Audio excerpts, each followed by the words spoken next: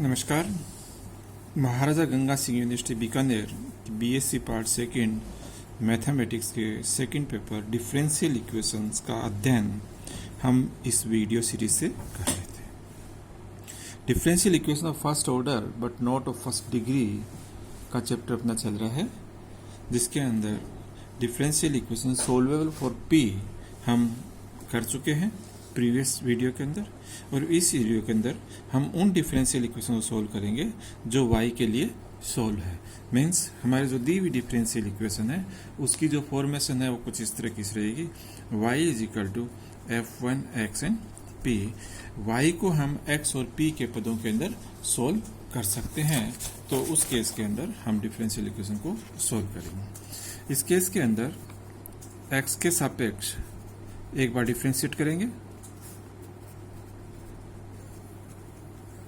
और उससे हमें एक नया फंक्शन मिल जाएगा p is equal to phi of x p and D P upon D of x। ये p और x के अंदर p तथा x में अवकलन समीकरण है और इसको सोल्व किया जा सकता है। तो इससे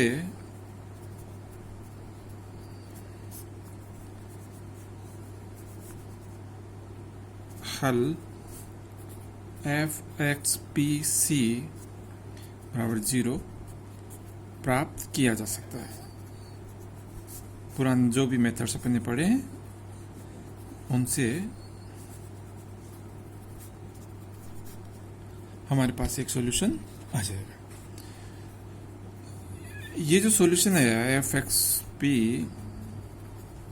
सी इज इक्वल टू 0, और जो दी हुई डिफरेंशियल इक्वेशन है 1 और ये 2, तो 1 व 2 से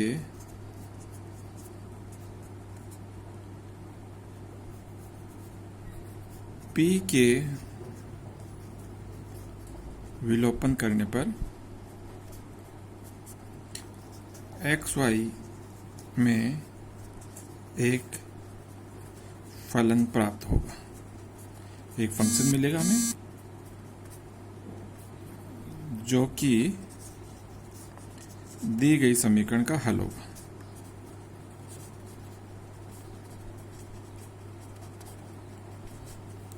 यदि 1 व 2 पे p का विलोपन संभव नहीं है,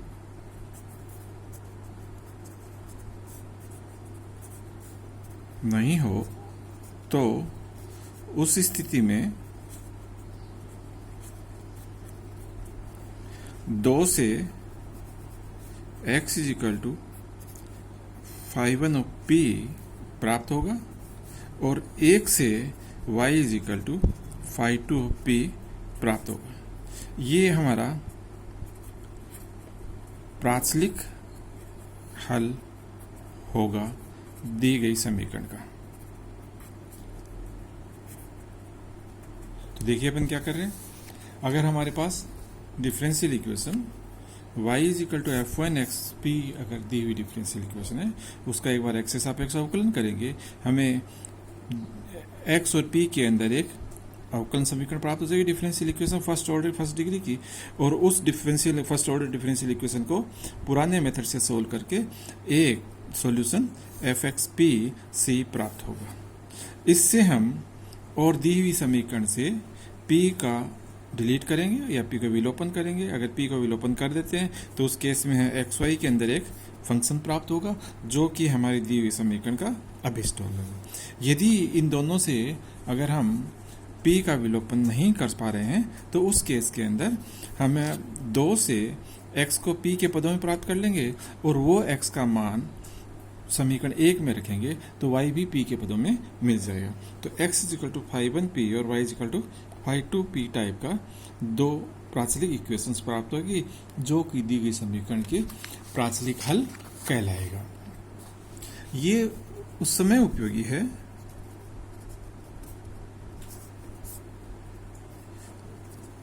जब समीकरण में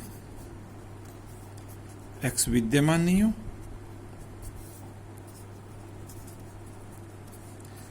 अथवा y एक घात का हो, तो उसमें अधिक उपयोगी है। जब समीकरण में x है ही नहीं तो हम नॉट दी हुई समीकरण को y के रूप में सोल्व कर सकते हैं। y और p के पदों में ही समीकरण है।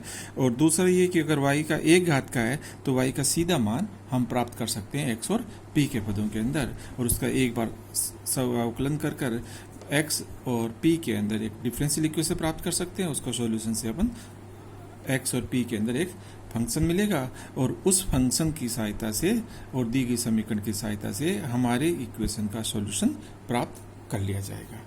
चलिए हम कुछ एग्जांपल्स लेते हैं।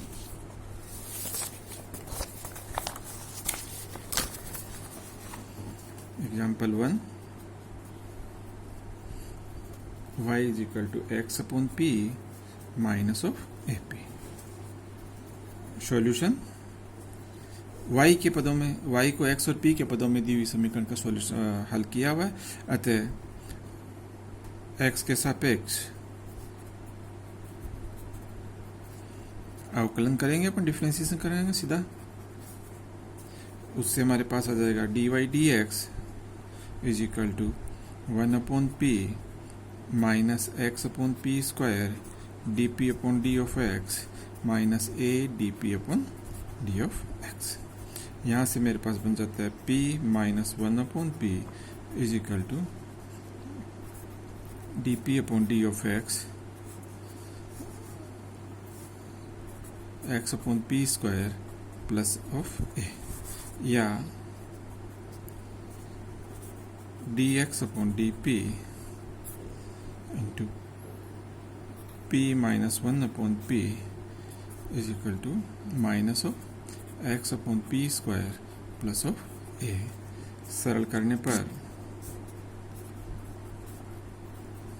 इसको p square minus 1 upon p ले जाएंगे, इसको इस साइड में जाएंगे तो हमारे पास आ जाएगी एक समीकरण dx upon dp plus minus p upon 1 minus of p square into 1 upon p square x is equal to a p upon 1 minus p square. ये हमारी समीकरण आ गई। This is dx upon dp and यहाँ आपके पास बच जाएगा minus 1 p 1 minus p and 1 plus p and x is equal to a p upon 1 minus of p square, जो कि एक लीनियर डिफरेंशियल इक्वेशन है। एक्स पी में लीनियर डिफरेंशियल इक्वेशन है। अतः इंटीग्रेटिंग फैक्टर निकालेंगे। This was exponential integration minus 1 upon p 1 minus p and 1 plus of p dp।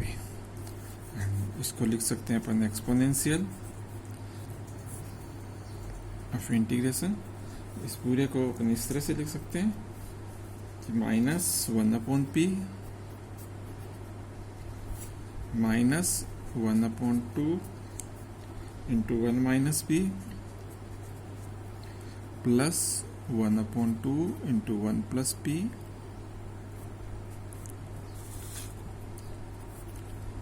and dp. This one is exponential log of p inverse, इसको अपन लिख सकते हैं plus log of 1 minus p की power 1/2 and plus log of 1 plus p power 1/2 and this is 1 upon p and 1 minus root of 1 minus p and root of 1 minus p square। तो integration factor बन जाएगा आपके पास root of 1 minus p square and upon p। ये अपना integrating factor बन गया। तो सॉल्यूशन करेंगे तो x into integrating factor is equal to integrating factor into जो राइट हैंड साइड में अपने पास a p upon 1 minus p square and D p plus c हमारे पास बनता है ये x into integrating factor this will be 1 minus p square upon p right hand side बन गया अपने पास a p upon 1 minus p square and root of 1 minus p square upon p so and D p plus c this one is p से p cut जाएगा अपना a बाहर आ जाएगा और 1 upon root of 1 minus p square and dp plus c. This is a sine inverse of p plus c and this one is x root of 1 minus p square upon p. इससे अपने पास आ जाएगा x is equal to p upon root of 1 minus p square into a sine inverse p plus c. ये अपने पास x p के पद में आ गया। दी हुई समीकरण थी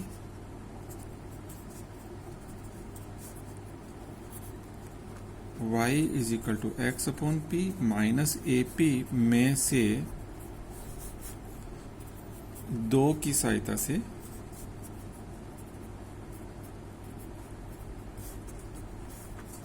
x का विलोपन कर देते हैं या x का मान रख देते हैं। चलो मान रखने पर हमारे पास आ जाएगा y is equal to x means p upon root 1 minus p square a sine inverse of p plus c minus of this is upon p and minus ap। तो समीकरण एक का प्राचलिक हल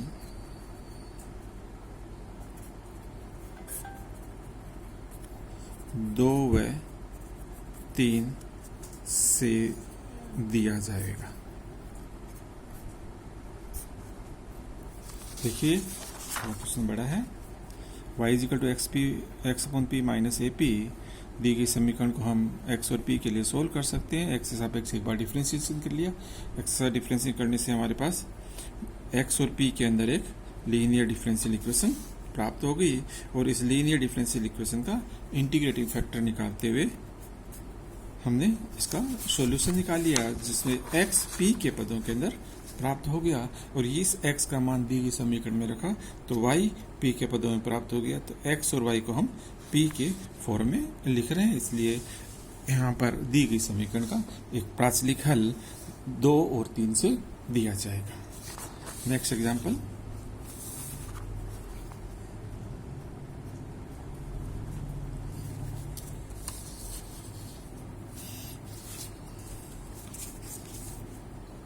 एक्स स्क्वायर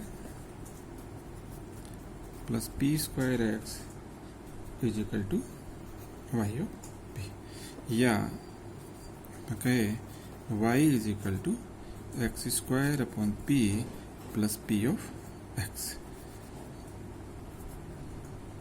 एक्स के सापेक्ष differentiation करते हैं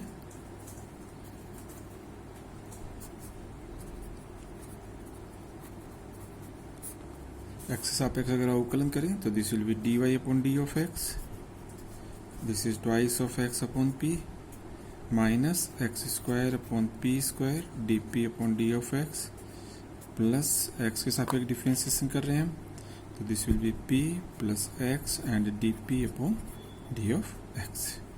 हमारे पास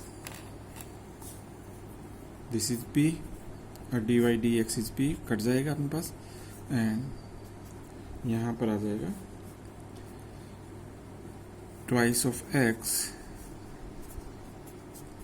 अपॉन पी माइनस इसको d x upon d p कर लेते हैं अपन, d x upon d P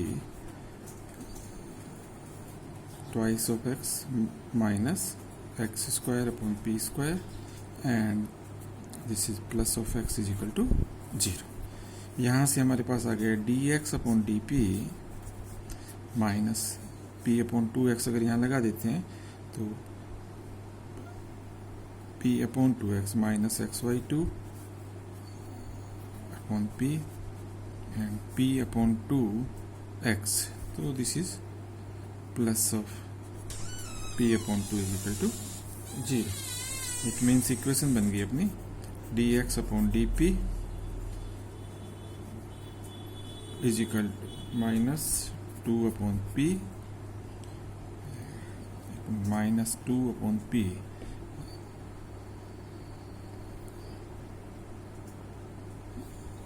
this was p upon 2x. So we will get here 2 upon p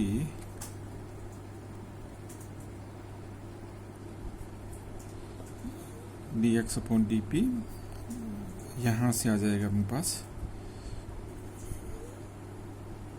x upon 2p। This will be x upon twice of p and this will be minus p by 2. So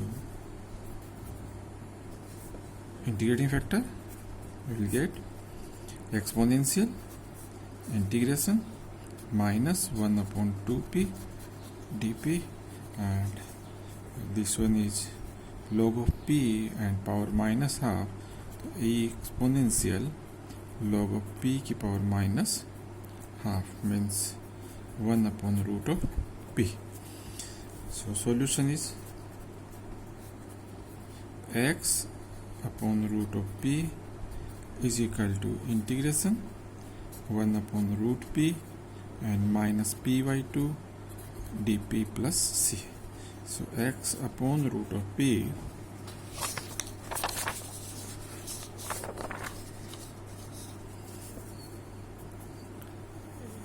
is equal to this will become minus p by 2 minus 1 by 2 and p raised to power half means p की power 3 by 2 upon 3 by 2 and plus c.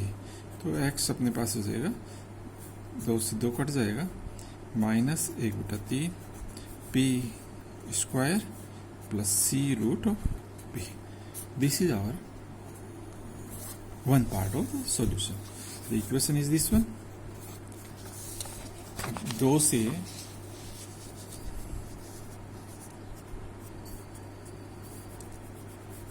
x का मान 1 में रखने पर y is equal to, जहाँ भी x है ये वैल्यू रख देंगे। सपोज से f ऑफ p बोल दूँ एक बार, तो this will be f p का square upon p plus p into f of p। ये अपने पास 3, ये दोनों अपना प्राचलिक हल दे देगा। एक एग्जाम्पल्स करते हैं अपन।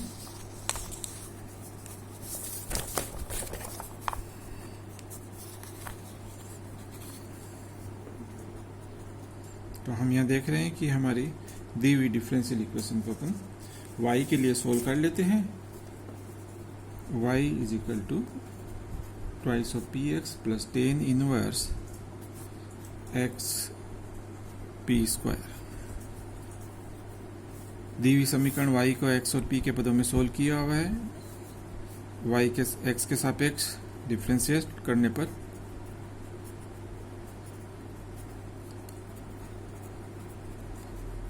अवकलन करने पर हमारे पास आएगा p is equal to twice of p plus twice x d P upon D of x plus यहाँ से अपने पास आ जाएगा 1 upon 1 plus x square p of 4, और एक्स पी स्क्वायर का डिफरेंशिएट करते हैं अपन, तो p square plus twice x into p d P upon D of x. यहाँ बन गया अपने पास p plus twice of x d P upon D of x plus 1 upon 1 plus x square P 4 and p अगर इसमें से common ले लेता हूँ तो p plus twice of x dp upon d of x and this is p plus twice of x dp upon d of x 1 plus p upon 1 plus x square upon p4। यहाँ अपने पास दो factor प्राप्त हो रहे हैं। ये जो factor है इसका चर्चा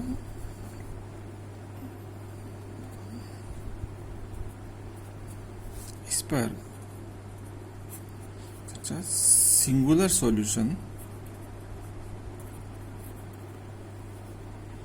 का अध्ययन करते समय करेंगे। ऐसे कोई भी फैक्टर जिसके अंदर dp अपॉन dx नहीं आ रहा है उसको हम यहाँ पर ड्रॉप कर देंगे एक बार। इनसे हमें सिंगुलर सॉल्यूशन प्राप्त होता है, तो इसका सिंगुलर सॉल्यूशन जब अध्ययन करेंगे तब इनके बारे में चर्चा करेंगे। तो हमारे पास यहाँ आ गया p plus twice of x dp upon dx is equal to 0। या आप ये कहें कि dx upon twice of x plus 1 upon p dp is equal to 0। जिसे इंटीग्रेशन करते हैं, इंटीग्रेशन करने से आएगा log ऑफ x की power half plus log of p बराबर c means root of x into p बराबर c, या p बराबर c upon root of x। तो दी गई समीकरण